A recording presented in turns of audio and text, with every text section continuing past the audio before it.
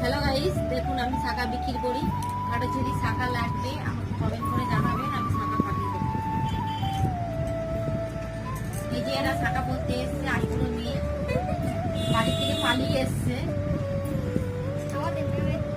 এদেরকে একটু দেখা, বাড়ি থেকে পালিয়ে এসছে, শাখা পরতে এসছে আমার কাছে। ওই তোমার কাছে কত একজন এলো না, সে অনেকগুলো কত টাকা